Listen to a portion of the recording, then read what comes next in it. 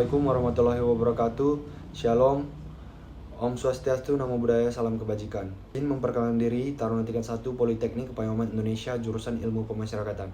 Nama Ijon Sarasaragi, STB 1595, Program Studi Teknik Pemasyarakatan Kelas A.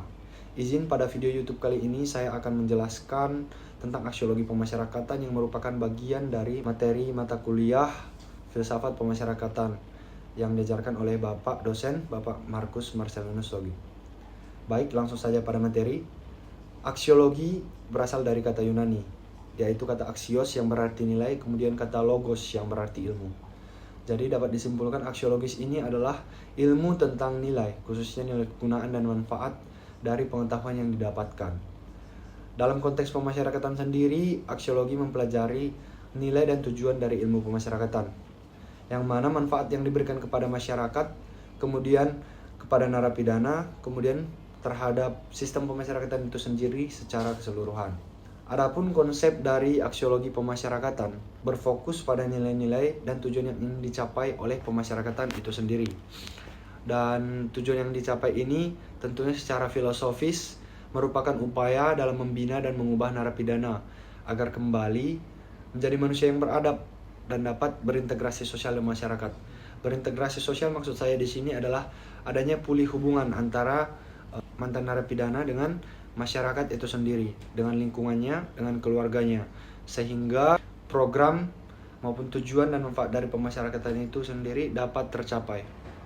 Aksiologi pemasyarakatan juga mengkaji nilai kemanusiaan, terutama hak asasi manusia, kemudian nilai keadilan, dan manfaat sosial yang melekat selama proses pemidanaan dan proses pembinaan, sehingga bukan hanya berfokus pada pemenjaraan tetapi juga bagaimana sistem pemasyarakatan itu dapat bermanfaat kepada narapidana dan masyarakat dalam proses reintegrasi sosial.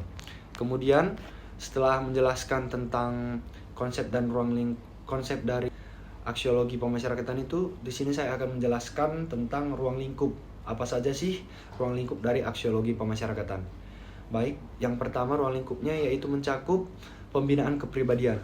Nah, pembinaan kepribadian ini seperti membangun moral, karakter, kesadaran hukum bagi para narapidana, bagaimana mereka dapat bertanggung jawab dan menyadari kesalahannya, sehingga kemudian mendorong pembinaan kemandirian juga melalui pendidikan, pelatihan kerja yaitu giat kerja, kemudian keterampilan, di mana pembinaan kemandirian dapat memastikan setiap narapidana siap untuk hidup mandiri setelah masa pidana dan diharapkan tidak mengulangi kesalahan yang sama atau yang disebut dengan residivisme.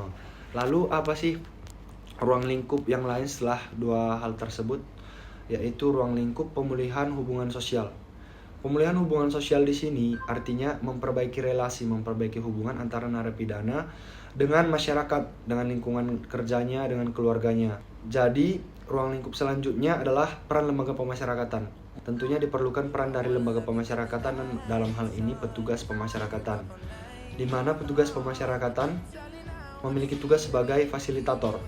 Fasilitator dalam hal menekankan keadilan sosial dan kemanusiaan dalam proses pembinaan kepada narapidana, serta mengedepankan nilai-nilai Pancasila tentunya dan sifat nasionalisme agar kemudian perilaku dan sifat serta akal dan narapidana ini dapat diperbaiki dan dapat lebih baik dan siap untuk berintegrasi sosial dengan masyarakat.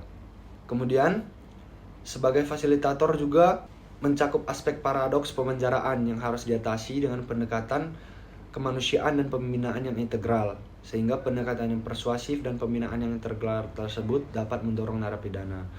Kemudian menurut Zulfa pada tahun 2017, perkembangan sistem pemasyarakatan menekankan fungsi, bukan hanya penghukuman, tetapi juga aspek sosial rehabilitas yang luas. Sehingga kemudian dapat saya berikan contoh-contoh daripada implementasi aksiologi pemasyarakatan. Nah, contohnya itu pembinaan kepribadian melalui kegiatan keagamaan, kemudian adanya konseling dan pendidikan karakter.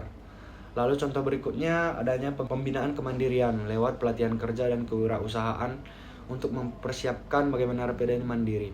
Lalu ada pendekatan yang humanis oleh petugas sebagai pembimbing pemasyarakatan, bukan hanya sebagai penjaga. Lalu ada adaptasi sistem pembinaan di mana hak asasi manusia dan perkembangan sosial itu dikedepankan Jadi setelah penjelasan saya dapat kita ambil intisari bahwa aksiologi pemasyarakatan ini mengkaji tentang nilai dan tujuan ilmu pemasyarakatan yang berfokus pada pembinaan agar narapidana ini dapat kembali ke masyarakat. Lalu ruang lingkupnya meliputi aspek psikologis, aspek sosial, moral, dan praktis dalam program pembinaan pengawasan. Sekian yang dapat saya sampaikan, semoga bermanfaat dan menambah wawasan bagi penonton tentang aksiologi pemasyarakatan. Assalamualaikum warahmatullahi wabarakatuh. Shalom, Om Swastiastu, Namo Buddhaya, salam kebajikan.